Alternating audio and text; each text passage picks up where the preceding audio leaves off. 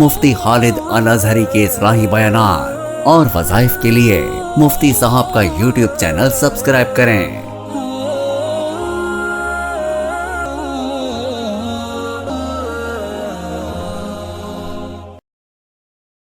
ہمارے پیغمبر کی پسند اور کچھ نہیں تھا۔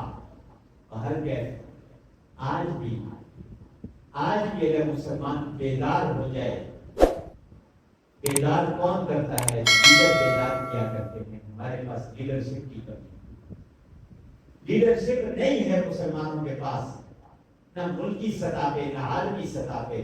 اگر لیڈرشپ ہو تو لیڈر چلایا کرتا ہے۔ ہمارے یہاں ہر ایک خود کو لیڈر سمجھتا بھی ہے، کہتا بھی ہے، حالانکہ لیڈر ایک ہوا کرتا ہے، سارے لیڈر نہیں ہوا کرتے۔ رہنما ایک ہوتا ہے، باقی اس کے ساتھ چلنے والے ہوا کرتے ہیں۔ ہم میں سے ہر ایک اپنے تئیں یہ سمجھے بیٹھے شاید میں رہنما ہوں، اور رہنمائی کی کوالٹیاں ہیں کوئی؟ رہنما میں کچھ کوالٹیاں ہوتی ہیں۔ رہنما وہ ہوتا ہے، کوئی یہ نہیں کہتا کہ ادھر سے جاؤ، وہ کہتا ہے میرے پیچھے آؤ، میں جا رہا ہوں یہاں سے۔ وہ آگے بڑھتا ہے، باقی اس کے پیچھے چلتے ہیں۔ جب رہنما مضبوط ہوتا ہے، دلیر ہوتا ہے، تو قوم بھی دلیر ہوتی ہے کہ ہمارا رہنما موجود ہے۔ جب رہنما بزدل ہوں تو قوم کے بھی حالات ایسے ہی ہوا کرتے ہیں۔ من حیث القوم، مسلمان ہونے کے ناطے ہمارے پاس لیڈرشپ کی کمی ہے، رہنما کی کمی ہے۔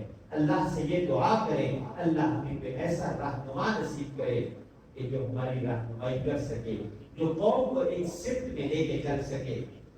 ہمارے ہاں ہر شخص رہنما بنا بیٹھا ہے، ہر ایک کہتا ہے، لیکن رہنمائی کی صلاحیتیں نہیں ہیں۔ باہر کے میں عرض کر رہا تھا کہ آج غزہ کے مظلوموں کا ساتھ دینے کے لیے کوئی نہیں، ان کی آواز بننے کے لیے جو اٹھتا ہے اس آواز کو دبا دیا جاتا ہے۔ ایک گلوبل اسکول فلوٹیلیا کے نام سے جو ایک قافلہ چلا تھا، اسے گرفتاریاں اس میں ہو رہی ہیں، ان کو پکڑا جا رہا ہے۔ ہمارے پاکستان کے 4 نمائندے گئے تھے، ان میں سینیٹر مشتاق صاحب کو گرفتار کر لیا گیا ہے۔ باہر کے ہم لوگ کیا کر سکتے ہیں؟ آخری ایمان کا جو درجہ ہے، اگر ہم اس پہ رہتے ہوئے دعا کریں نا، صدق دل سے دعا کر لیں تو اللہ ہماری دعا میں بھی اثر پیدا کر دے گا۔ ہماری دعاؤں میں اثر اس لیے نہیں ہے کہ ہمارے اندر وہ صداقت نہیں ہے، وہ دل سے دعا مانگی جائے، دعا قبول نہ ہو، یہ کیسے ہو سکتا ہے؟ کتابوں میں واقعہ آتا ہے، 2 لوگوں کے نام سے منسوب آتا ہے۔ حجاج ابن یوسف کے نام سے بھی آتا ہے کہ اس کے ساتھ یہ واقعہ پیش آیا، اور بعض کتابوں میں اورنگزیب عالمگیر جو مغل بادشاہوں میں سے تھے، اور یہ بات آپ حضرات کے علم میں ہونی چاہیے کہ اورنگزیب عالمگیر مغل بادشاہوں میں جو تھے بہت بڑے عالم تھے، خود بھی بہت بڑے عالم تھے، اور انہوں نے اپنے دور کے اندر جو کارنامہ سر انجام دیا تھا وہ آج کے ہم جیسے مفتی بھی اس کا سہارا لیتے ہیں۔ فتاوی عالمگیریہ، انہوں نے اپنے دور کے 500 سے زائد جید علماء کرام کو اکٹھا کر کے فتاوی عالمگیریہ مرتب کیا تھا۔ آج اس فتاوی سے ہم بھی تعاون لیتے ہیں، معاملت لیتے ہیں۔ اورنگزیب عالمگیر رستے پہ جا رہے تھے، یا بعض کتابوں میں حجاج ابن یوسف کے بارے میں آتا ہے کہ رستے پہ جا رہے تھے، دیکھا ایک اندھا فقیر رستے کے کنارے بیٹھا ہے، ہاتھ اٹھائے ہوئے ہیں، آتے جاتے لوگ کچھ نہ کچھ دے رہے ہیں۔ انہوں نے اپنی سواری رکوائی، سواری رکوا کر اس سے پوچھا کیوں بیٹھے ہو، کیا مانگ رہے ہو؟ ہاتھ اٹھائے ہوئے بیٹھے ہو، ہاتھ کیوں اٹھائے ہیں، کیا مانگ رہے ہو؟ کہنے لگا آنکھیں مانگ رہا ہوں۔ نہیں ملی، کتنا عرصہ ہو گیا؟ 10 سال ہو گئے، آنکھیں مانگ رہا ہوں، آنکھیں نہیں ملی۔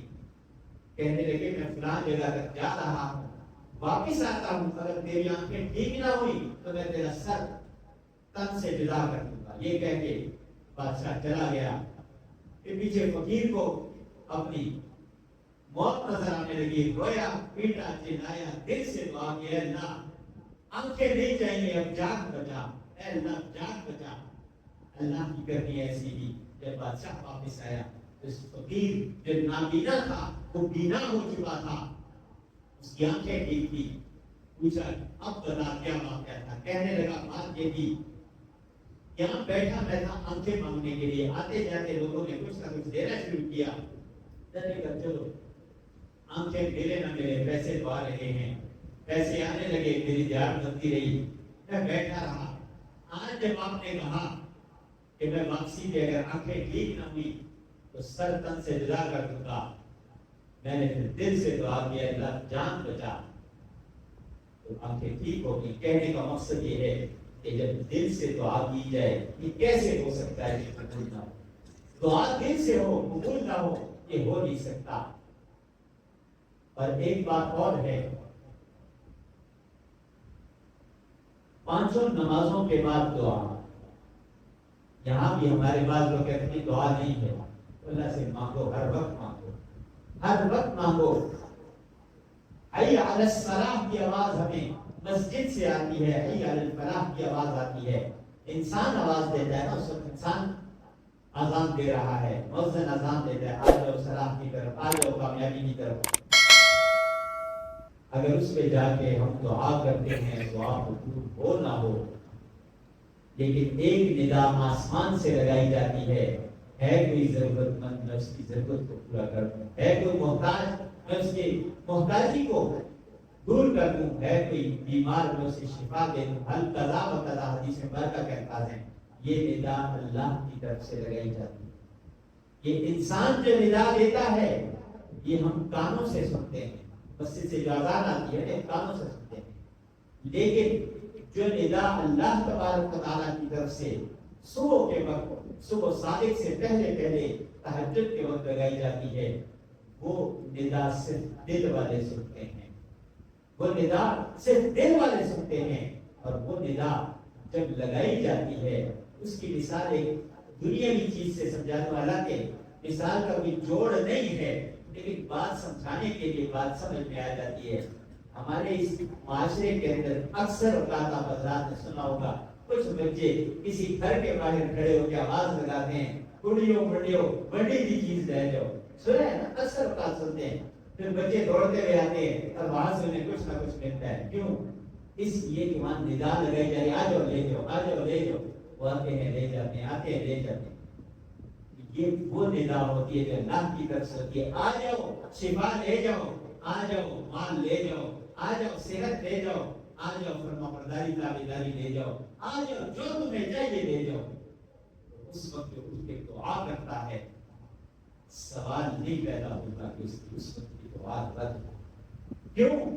وہ اللہ نے خود بلایا ہے، تو اس بلاوے میں جو اٹھ جائے نا، اللہ اسی کو اٹھاتا ہے جسے دینا چاہتا ہے، اللہ اسی کو اٹھاتا ہے جسے دینا چاہتا ہے۔ اس وقت جو اٹھ جاتا ہے وہ پا لیتا ہے، اور جو اس وقت بھی نہ اٹھے وہ محروم رہ جاتا ہے۔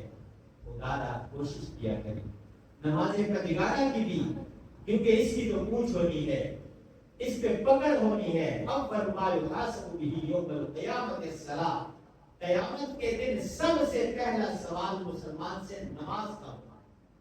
اگر نماز پوری ہو گئی تو آگے بھی آسانی ہو جائے گی، نماز نہیں پکڑا گیا تو اگلے معاملات تو رہ گئے، اس کی نماز پڑھا کریں۔ دوسری چیز یہ ہمارے یہاں اکثر دیکھا گیا ہے، دعا شروع ہوتی ہے نا، بعض حضرات بھاگتے ہیں، بعض کھڑے ہو جاتے ہیں سنتیں پڑھنے کے لیے، بعض دعا چھوڑ کے بھاگ رہے ہوتے ہیں۔ یہ عملاً اگر منہ سے نہیں کہہ رہے ہوتے، عملاً یہ کہہ رہے ہوتے ہیں ہمیں اس دعا کی ضرورت نہیں، ہمیں مانگنے کی ضرورت نہیں ہے۔ جو اللہ کے سامنے بے نیازی دکھائے نا، بے نیاز ہونا صرف میرے رب کی صفت ہے، اس کے سوا کسی کی صفت نہیں۔ جو اللہ کی طرف بے نیازی دکھاتا ہے، پھر اللہ ویسے ہی بے نیاز ہے۔ اللہ سمجھ، اللہ تو بے نیاز ہے، اللہ کو میری ضرورت نہیں، مجھے اللہ کی ضرورت ہے۔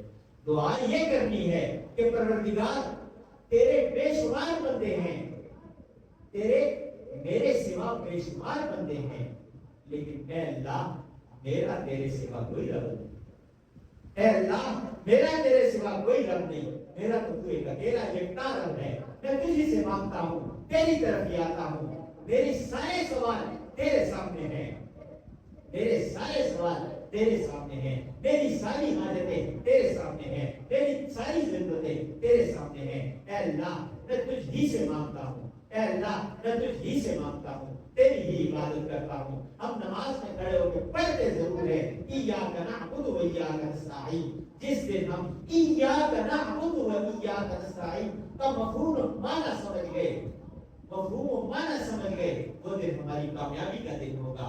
हम वादा करते हैं इय्याका नअबुदु, अल्लाह तेरी ही इबादत करते हैं, इय्याका नस्तईन और तुझ ही से मदद तलब करते हैं। लेकिन ना हम अल्लाह की इबादत करते हैं, ना अल्लाह से मदद तलब करते हैं। हमारा एहतियाज गैरों की तरफ रहता है, हम हर चीज में गैरों की तरफ देखते हैं।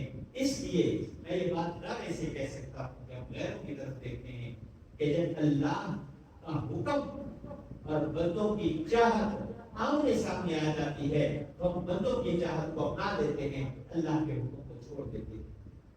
जब हम अल्लाह को छोड़ देंगे, अल्लाह के हुक्म को छोड़ने का क्या मतलब है कि अल्लाह को छोड़ दिया ना, जब अल्लाह को छोड़ दिया तो फिर हमें कहाँ ठिकाना मिलेगा? हमें कहीं ठिकाना मिल सकता है? कहीं नहीं मिल सकता।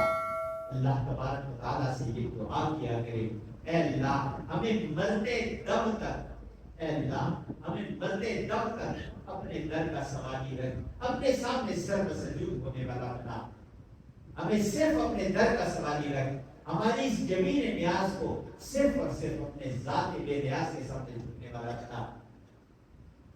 वहां से